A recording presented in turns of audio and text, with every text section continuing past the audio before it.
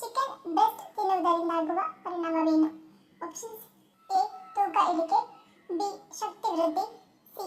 ಸಂತೃಪ್ತಿ, D. ಸ್ನಾಯುಬಲ.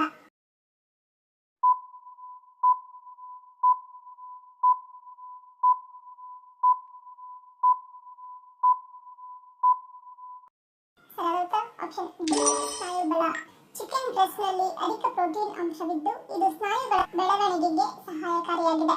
100 gram chicken ಬ್ರೆಸ್ಟ್ನಲ್ಲಿರುವ ಸುಮಾರು 31 ಗ್ರಾಂನಷ್ಟು protein ಸ್ನಾಯುಗಳನ್ನು ಸರಿಪಡಿಸಲು ಹಾಗೂ ಬೆಳವಣಿಗೆಗೆ ಅಗತ್ಯವಾಗಿದ್ದು, ಅದರಲ್ಲೂ ಕಠಿಣ ವ್ಯಾಯಾಮ ಮಾಡಿದ ಬಳಿಕ ಇದು ಅತಿ ಅಗತ್ಯ.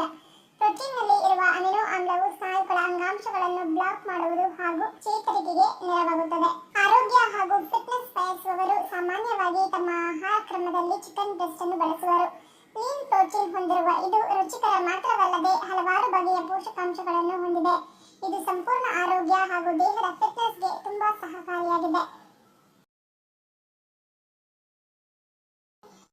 ವಿಶ್ವದ ಅತಿ ಉದ್ದದ ಹಾಗೂ ಸ್ವಯಂಚಾಲಿತ ಮೆಟ್ರೋ ಯಾವ ದೇಶದಲ್ಲಿ ಕಂಡುಬರುತ್ತದೆ?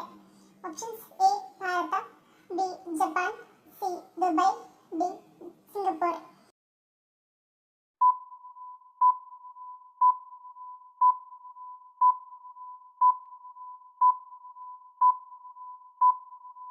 ಸರಿಯಾದ option C. Dubai. Dubai metro ವಿಶ್ವದ ಅತಿ ಉದ್ದದ ಸ್ವಯಂಚಾಲಿತ ಅಂದರೆ ಚಾಲಕರಹಿತ ಮೆಟ್ರೋ ವ್ಯವಸ್ಥೆಗಳಲ್ಲಿ ಒಂದಾಗಿದೆ. ಇದು 75 ಕಿಲೋಮೀಟರ್ ಅಂದರೆ ಸರಿಸುಮಾರು 47 ಕಿಲೋಮೀಟರ್ಗಳಷ್ಟು ವ್ಯಾಪಿಸಿದೆ. ಚಿನ್ನದ ಗಿಡಮೂಲಿಕೆ ಎಂದು ಯಾವುದನ್ನು ಕರೆಯಲಾಗುತ್ತದೆ? Options: A. ಅಶ್ವಗಂಧ, ಬಿ. ಜಾಯಿಕಾಯಿ, ಸಿ. ತುಪ್ಪ, ಡಿ. ಅರಿಶಿನ.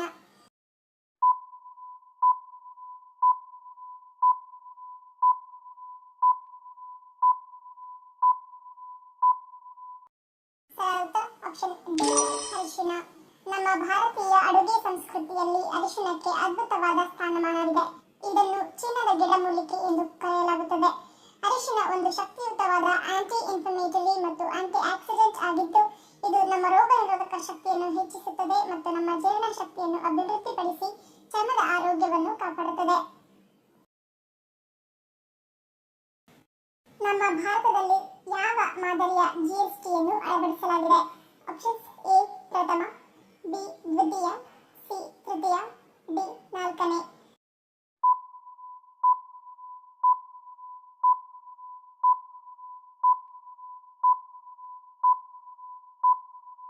ಸರಿಯಾದ ಆಪ್ಷನ್ ಬಿ. ದ್ವಿತೀಯ. ಜಿಎಸ್ಟಿಯಲ್ಲಿ 4 ವಿಧಗಳಿವೆ. ಭಾರತದ ಜಿಎಸ್ಟಿ ಮಾದರಿಯು ದ್ವಿತೀಯ ಜಿಎಸ್ಟಿ ಮಾದರಿಯಾಗಿದ್ದು, ಇದರಲ್ಲಿ ಕೇಂದ್ರ ಮತ್ತು ರಾಜ್ಯ ಸರ್ಕಾರಗಳು ಸಮಾನ ತೆರಿಗೆ ಆಧಾರದ ಮೇಲೆ ಜಿಎಸ್ಟಿ ವಿಧಿಸಿ ಸಂಗ್ರಹಿಸುತ್ತವೆ. ಇದು ಕೇಂದ್ರ ಜಿಎಸ್ಟಿ ಮತ್ತು ರಾಜ್ಯ ಜಿಎಸ್ಟಿ ಎಂಬ 2 ಘಟಕಗಳನ್ನು ಒಳಗೊಂಡಿದೆ. ಒಂದು ರಾಜ್ಯದೊಳಗೆ ನಡೆಯುವ ವಹಿವಾಟಿನ ಮೇಲೆ ಸಿಜಿಎಸ್ಟಿ ಮತ್ತು ಎಸ್ಜಿಎಸ್ಟಿ 2 ವಿಧಿಸಲ್ಪಡುತ್ತವೆ. ಆದರೆ ರಾಜ್ಯಗಳ ನಡುವಿನ ವಹಿವಾಟಿನ ಮೇಲೆ ಸಮಗ್ರ ಜಿಎಸ್ಟಿ ವಿಧಿಸಲ್ಪಡುತ್ತದೆ. ಇದನ್ನು ಕೇಂದ್ರ ಸರ್ಕಾರ ಸಂಗ್ರಹಿಸಿ ನಂತರ ಸೇವೆಗಳು ಅಥವಾ ಸರಕುಗಳ ಬಳಕೆಯಾದ ರಾಜ್ಯ ಸರ್ಕಾರಕ್ಕೆ ಎಸ್ಜಿಎಸ್ಟಿ ಘಟಕವನ್ನು ಪಾವತಿಸಲಾಗುತ್ತದೆ. ಇದು ರಾಜ್ಯಗಳು ತಮ್ಮ ಆದಾಯ ಮೂಲಗಳಲ್ಲಿ ಸ್ವತಂತ್ರವಾಗಿರಲು ಮತ್ತು ಕೇಂದ್ರದಿಂದ ತಮ್ಮ ಸಂಗ್ರಹಿಸಿದ ಆದಾಯಗಳನ್ನು ಹಂಚಿಕೊಳ್ಳಲು ಅವಲಂಬಿಸದಿರಲು ಮಹತ್ವಪೂರ್ಣವಾಗಿದೆ ಹಾಗೂ ಇದು ಕೇಂದ್ರ ಮತ್ತು ರಾಜ್ಯಗಳ ನಡುವಿನ ಆದಾಯ ವಿತರಣೆಯ ಮೇಲಿನ ಸಂಘರ್ಷವನ್ನು ಕಡಿಮೆ ಮಾಡುತ್ತದೆ. ಗರ್ಭಿಣಿಯರು ಮಾಂಸವನ್ನು ಸೇವಿಸುವಾಗ ಯಾವುದನ್ನು ಅತಿಯಾಗಿ ಸೇವಿಸುವುದು ಒಳ್ಳೆಯದಲ್ಲ? Options: A. ತಲೆ ಮಾಂಸ, ಬಿ. Chicken liver, C. ಬೋಟಿ ಕಲಿಜಾ, ಡಿ. ಮೀನು.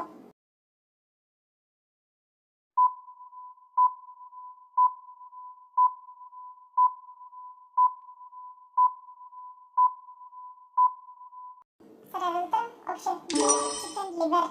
ಗರ್ಭಿಣಿಯರು ಚಿಕನ್ ಲಿವರ್ ಸೇವನೆ ವೇಳೆ ಎಚ್ಚರಿಕೆ ವಹಿಸಬೇಕು. ಅತಿಯಾಗಿ ಸೇವನೆ ಮಾಡಿದರೆ ಇದರಲ್ಲಿರುವ ವಿಟಮಿನ್ ಎ ಅಂಶವು ಮಗುವಿಗೆ ಹಾನಿಯನ್ನುಂಟು ಮಾಡುತ್ತದೆ. ತಿಂಗಳಿಗೊಮ್ಮೆ ಮನುಷ್ಯನನ್ನು ಸಾಯಿಸುವ ಕ್ಯಾನ್ಸರ್ ಯಾವುದು? Options: A. ಗರ್ಭಕೋಶ, ಬಿ. ಹೊಟ್ಟೆ ಕ್ಯಾನ್ಸರ್, ಸಿ. ಶ್ವಾಸಕೋಶದ ಕ್ಯಾನ್ಸರ್, ಡಿ. ಸಾರ್ಕೋಮಾ.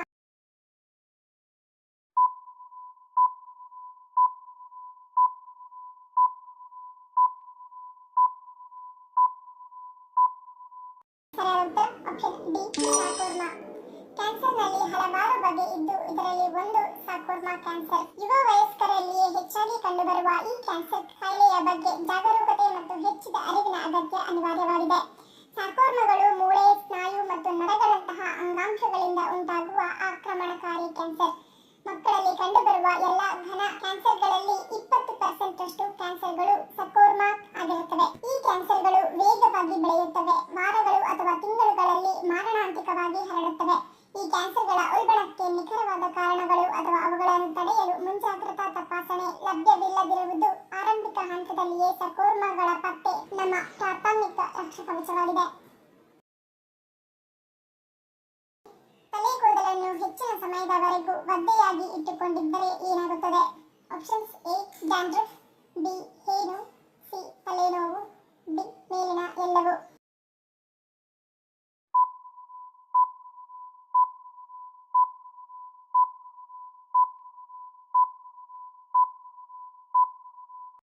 ಸರಿಯಾದ ಉತ್ತರ ಡಿ ಮೇಲಿನ ಎಲ್ಲವೂ. ತಲೆ ಕೂದಲನ್ನು ಹೆಚ್ಚಿನ ಸಮಯದವರೆಗೂ ಒದ್ದೆಯಾಗಿಟ್ಟುಕೊಂಡಿದ್ದರೆ ಡ್ಯಾಂಡ್ರಫ್ ನಂತಹ ಸಮಸ್ಯೆಗಳು ಕಾಡುತ್ತವೆ. ಅದರಲ್ಲೂ ಮುಖ್ಯವಾಗಿ ಮಳೆಗಾಲದಲ್ಲಿ ವಾರಕ್ಕೆ 2 ಬಾರಿಯಾದರೂ ಉಗುರು ಬೆಚ್ಚನೆಯ ಎಣ್ಣೆಯಿಂದ ಕೂದಲಿಗೆ ಮಸಾಜ್ ಮಾಡುವುದು ಉತ್ತಮ. ಇದರಿಂದ ನಿಮ್ಮ ಕೂದಲು ಆರೋಗ್ಯಕರವಾಗಿರುತ್ತದೆ. ಮಳೆಗಾಲದಲ್ಲಿ ನಿಮ್ಮ ಕೂದಲು ದೀರ್ಘಕಾಲದವರೆಗೆ ಒದ್ದೆಯಾಗಿದ್ದರೆ ಅದು ನಿಮ್ಮ ಕೂದಲನ್ನು ಹಾನಿಗೊಳಿಸುತ್ತದೆ ಮತ್ತು ಹೇನುಗಳಿಗೆ ಕಾರಣವಾಗುತ್ತದೆ. ಮಳೆಗಾಲದಲ್ಲಿ ಕೂದಲು ಉದುರುವಿಕೆ ಮತ್ತು ತ್ವಚೆಗೆ ಸಂಬಂಧಿಸಿದ ಸಮಸ್ಯೆಗಳು ವೇಗವಾಗಿ ಸಂಭವಿಸಲು ಪ್ರಾರಂಭಿಸುತ್ತವೆ. ಭಾರತದಲ್ಲಿ ಅತಿ ಹೆಚ್ಚು ಅರಣ್ಯ ಪ್ರದೇಶವನ್ನು ಹೊಂದಿರುವ ರಾಜ್ಯ ಯಾವುದು? Options: A Karnataka, B Gujarat, C Madhya Pradesh, D Kerala.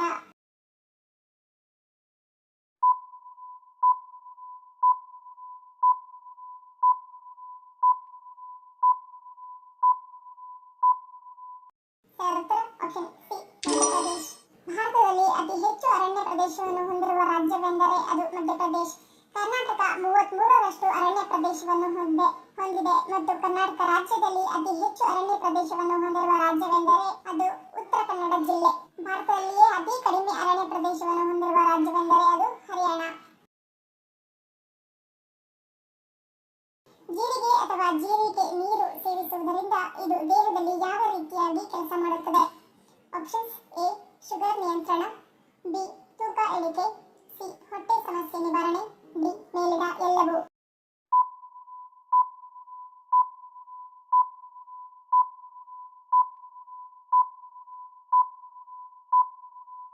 ಸರಿಯಾದ ಉತ್ತರ ಆಪ್ಷನ್ ಡಿ ಮೇಲಿನ ಎಲ್ಲವೂ. ಜೀರಿಗೆ ಜೀರ್ಣಾಂಗ ವ್ಯವಸ್ಥೆಯನ್ನು ಬಲಪಡಿಸುತ್ತದೆ. ಇದನ್ನು ತಿನ್ನುವುದರಿಂದ ಗ್ಯಾಸ್, ಅಜೀರ್ಣ ಮತ್ತು ಅಸಿಡಿಟಿ ಸಮಸ್ಯೆಗಳು ದೂರವಾಗುತ್ತವೆ. ಜೀರಿಗೆ ಚಯಾಪಚಯವನ್ನು ಹೆಚ್ಚಿಸುತ್ತದೆ. ಇದು ತೂಕವನ್ನು ಕಡಿಮೆ ಮಾಡಲು ಸಹಾಯ ಮಾಡುತ್ತದೆ. ಜೊತೆಗೆ ರಕ್ತದಲ್ಲಿ ಹಾನಿಕಾರಕ ಲಿಪಿಡ್ಗಳ ಮಟ್ಟವನ್ನು ಕಡಿಮೆ ಮಾಡುವ ಮೂಲಕ ದೇಹದ ಕೊಬ್ಬಿನ ಪ್ರೊಫೈಲ್ ಅನ್ನು ಧನಾತ್ಮಕ ರೀತಿಯಲ್ಲಿ ಪ್ರಭಾವಿಸುತ್ತದೆ. ಹಾಗೆಯೇ ಮಧುಮೇಹದಿಂದ ಬಳಲುತ್ತಿರುವ ಜನರಿಗೆ ಅದರ ಲಕ್ಷಣಗಳು ಮತ್ತು ಪರಿಣಾಮಗಳನ್ನು ನಿರ್ವಹಿಸಲು ಜೀರಿಗೆ ಸಹಾಯ ಮಾಡುತ್ತದೆ. ಸಾಂಪ್ರದಾಯಿಕವಾಗಿ ಮಧುಮೇಹ ವಿರೋಧಿ ಔಷಧಿಯಾಗಿ ಜೀರಿಗೆಯನ್ನು ಬಳಸಲಾಗುತ್ತದೆ. ಜೀರಿಗೆಯನ್ನು ತಿನ್ನುವುದು ರಕ್ತದಲ್ಲಿನ ಯೂರಿಯಾವನ್ನು ಕಡಿಮೆ ಮಾಡಲು ಸಹಾಯ ಮಾಡುತ್ತದೆ. ಜೀರಿಗೆಯು ರಕ್ತದಲ್ಲಿನ ಸಕ್ಕರೆಯನ್ನು ಆರೋಗ್ಯಕರ ಮಟ್ಟದಲ್ಲಿಡಲು ಹೆಚ್ಚು ಪ್ರಯೋಜನಕಾರಿಯಾಗಿದೆ. ಮಾನಸಿಕ ಆರೋಗ್ಯವನ್ನು ಸುಧಾರಿಸಲು ಸಾಧ್ಯವಾದಷ್ಟು ಏನು ಮಾಡಬೇಕು? ಆಪ್ಷನ್ಸ್: ಎ ಉತ್ತಮ ಆಹಾರ, ಬಿ ವ್ಯಾಯಾಮ, ಸಿ ಜಾಲತಾಣ ಬಳಕೆ, ಡಿ ಉತ್ತಮ ನಿದ್ರೆ.